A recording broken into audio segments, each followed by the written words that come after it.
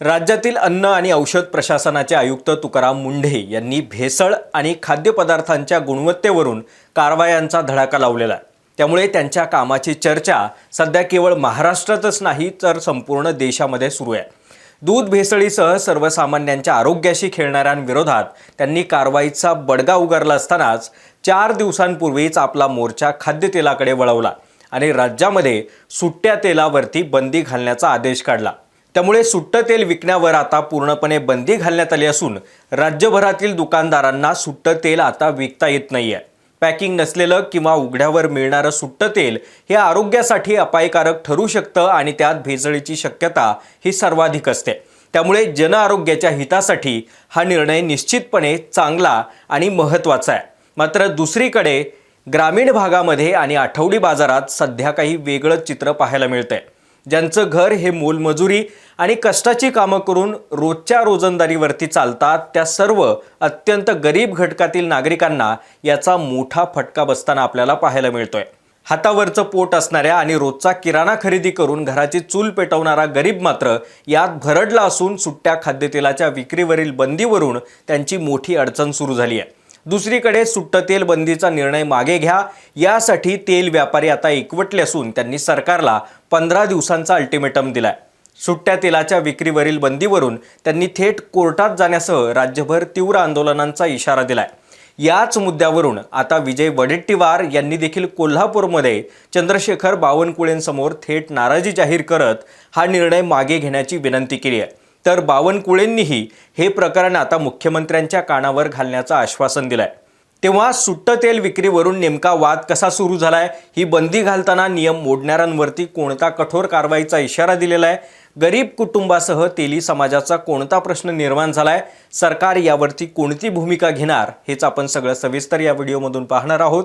नमस्कार, मी अमोल डोईफोडे आणि आपण पाहताय महाराष्ट्र टाइम्स ऑनलाईन। दूध, पनीरसह विविध खाद्यपदार्थांवरील भेसळीवरती कडक कारवाई केल्यानंतर साधारण 4 दिवसांपूर्वी अन्न आणि औषध प्रशासन विभागाचे आयुक्त तुकाराम मुंढेंनी मोठा निर्णय घेतला। तो निर्णय असा आहे की नियमानुसार सुट्ट तेल आता विकता येणार नाहीये। त्यामुळे सुट्ट्या खाद्यतेलाच्या विक्रीवरती पूर्णपणे बंदी घालण्यात आली आहे। केवळ सीलबंद पाकिटातूनच खाद्यतेल विकणं हे बंधनकारक करण्यात आलेलं आहे। सोबतच हा जर नियम कोणी मोडला तर कारवाई होईल असा थेट इशारा देखील तुकाराम मुंढेंनी दिलेला आहे। महत्त्वाचं म्हणजे काय की तेलाच्या पाकिटावरती त्या उत्पादनाचा स्रोत किंवा त्याची मुदत संपण्याची तारीख म्हणजेच एक्सपायरी डेट असणंही आता बंधनकारक करण्यात आलंय। बरं, सुट्ट तेलच का? त्यामागचा कारवाईचा हेतू असा आहे की अन्न आणि औषध प्रशासनाला अनेक तपासण्यांमध्ये खाद्यतेल क्षेत्रामध्ये 12 गंभीर बाबी आणि त्रुटी निदर्शनास आल्यात। अनेक ठिकाणी वैध परवाना नसताना देखील खाद्यतेलाची विक्री आणि प्रक्रिया केली जात असल्याचं आढळून आलंय। त्यामुळेच आता हा निर्णय घेतला गेलाय। खाद्यतेलामध्ये भेसळ होत असताना त्यात आरोग्यास घातक असणाऱ्या ट्रान्स फॅट्सचं प्रमाण हे जास्त प्रमाणामध्ये आढळून आलंय। त्यानंतर गंज लागलेल्या डब्यांमध्ये तेलाचं पॅकिंग करून ते विकलं जातंय आणि त्यासोबतच घातक प्लास्टिकचाही वापर तेल पॅकिंगसाठी केला जातोय। बरं, हे सुट्ट तेल मिळणारं तेल कुठून आलं, त्याचा स्रोत काय, ते कधी उत्पादित केलं गेलं हे कुणालाही माहीत नसतं। बरं, यातून विषबाधा झाली किंवा त्याची तक्रार आली तर ती कुठून आली हे देखील माहीत नसल्यानं कारवाई अनेकदा करता येत नाहीये। म्हणूनच त्यावरती आता बंदी आहे असं मुंढेंनी स्पष्ट केलंय। त्यामुळे पॅकिंग नसलेलं किंवा उघड्यावर मिळणारं सुट्ट तेल हे आरोग्यासाठी अपायकारक ठरू शकतं। त्यात भेसळीची शक्यता ही सर्वाधिकपणे असल्यानं जन आरोग्याच्या हितासाठी हा निर्णय घेण्यात आलाय। आता हा निर्णय घेताना काही अत्यंत कडक नियम देखील घालून देण्यात आलेत। ते नियम असे आहेत की त्यामध्ये दुकानांमध्ये विकल्या जाणाऱ्या खाद्यतेलाच्या पाकिटावरती स्रोत आणि एक्सपायरी डेट असणं अनिवार्य करण्यात आलंय।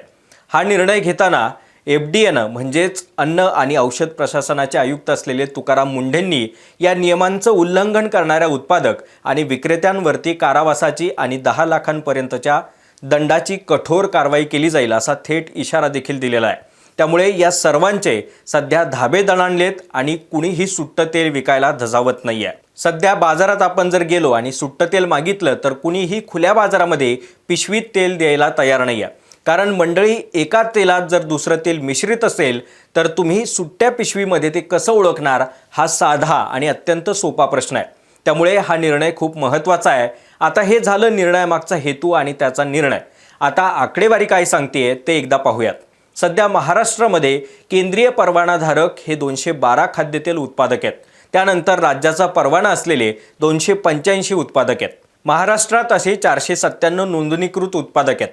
खाद्यतेलाची विक्री केवळ सीलबंद हवी, त्याची विक्री पूर्ण लेबल असलेल्या पॅकेजिंगमधून करणं अपेक्षित आहे.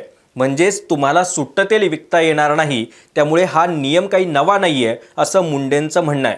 मात्र यातीलच एक दुसरी बाजू अशी आहे की सध्या ग्रामीण भागामध्ये आणि विशेषतः आठवडी बाजारात पाहायला मिळत असलेलं चित्र.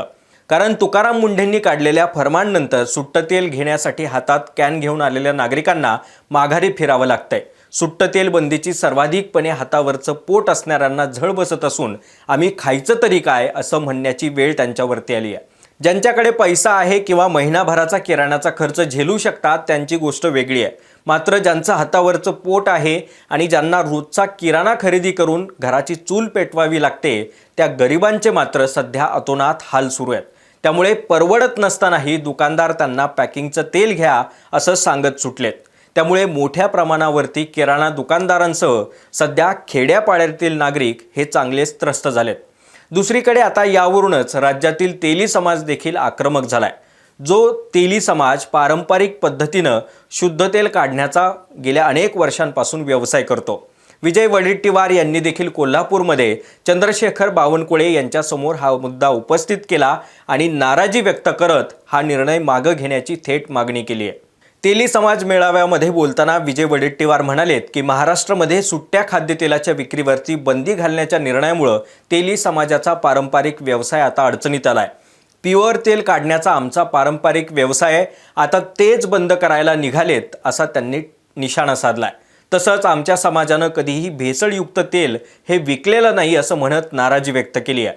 यासोबतच 100 ग्रॅमचं पाकिट येत नाही, त्यामुळे गरीब माणसाला कुठून तेल घ्यायचं असेल तर तो सुट्टं तेल विकत घेईल. त्यामुळे तुम्ही या संदर्भामध्ये ताबडतोब निर्णय घेऊन समाजाला न्याय द्यावा अशी मागणी विजय वडेट्टीवार यांनी सरकारचे मंत्री असलेल्या बावनकुळे यांच्यासमोर केली आहे. तर यानंतर महसूल मंत्री चंद्रशेखर बावनकुळे यांनी देखील अन्न आणि औषध प्रशासनाच्या या निर्णयाबाबत मुख्यमंत्र्यांशी चर्चा करणार आहोत. सुट्टं तेल विक्रीवरील बंदीविषयी मुख्यमंत्री देवेंद्र फडणवीस यांच्यापर्यंत हा विषय नेण्याचं त्यांनी आश्वासन माध्यमांसमोर दिलंय. त्यामुळे एका अर्थी या निर्णयाचा सरकारवर देखील सर्वच बाजूने दबाव येत असल्याचं एकूण दिसून येत आहे. दरम्यान आता आपण जाऊयात तुकाराम मुंढेंनी सुट्ट्या म्हणजेच खुल्या खाद्यतेलाच्या विक्रीवरती बंदी घालण्याचं जे फरमान काढलंय त्या निर्णयासंदर्भामध्ये. फरमान काढल्यानंतर सध्या राज्यभरातील खाद्यतेल व्यापारी हे चांगलेच आक्रमक झालेत. नाशिकमध्ये अखिल भारतीय खाद्यतेल व्यापारी महासंघाची एक बैठक पार पडली, ज्यामध्ये हा निर्णय अत्यंत अन्यायकारक असल्याचं त्यांनी म्हटलंय. यासोबतच व्यापाऱ्यांनी सरकारला अल्टिमेटम देताना प्रशासनानं 15 दिवसांच्या आतमध्ये हा बंदीचा निर्णय मागे घ्यावा, अन्यथा राज्यभर तीव्र आंदोलनं केली जातील असा थेट इशारा देखील दिलाय. एवढंच नाही तर व्यापाऱ्यांच्या झालेल्या या बैठकीमध्ये कायदेशीर लढा देण्यासाठी देखील गरज पडल्यास या निर्णयाविरोधात न्यायालयात धाव घेण्याची तयारी व्यापाऱ्यांनी आपल्या बैठकीमध्ये बोलवून दाखवली आहे. कारण व्यापाऱ्यांची अशी भूमिका आहे की पारंपरिक पद्धतीनं व्यवसाय करणाऱ्यांवरती मोठा दंड आणि शिक्षेची तरतूद ही अयोग्य आहे. यामुळे गरीब ग्राहक आणि किरकोळ विक्रेत्यांचं मोठं नुकसान होत असल्याचं व्यापाऱ्यांचं म्हणणं आहे. त्यामुळे एकूणच आपण जर सगळं चित्र पाहिलं तर अन्न आणि औषध प्रशासनानं सुट्ट्या खाद्यतेलाच्या विक्रीवरती घेतलेल्या बंदीविरोधामध्ये राज्यामध्ये आता सगळीकडेच संताप पाहायला मिळतोय आणि हा संताप आता हळूहळू वाढताना देखील पाहायला मिळतोय. कारण मुळात गरीब व्यक्ती सुट्टं तेल का घेतो तर त्याला किलोचा पॅक परवडत नाही म्हणून. त्यामुळे हेच किलोचं तेल जर अर्धा किंवा इतर मापांमध्ये उपलब्ध झालं तर याचा सकारात्मक आणि मोठा परिणाम होईल असं तरी सध्या दिसून येत आहे.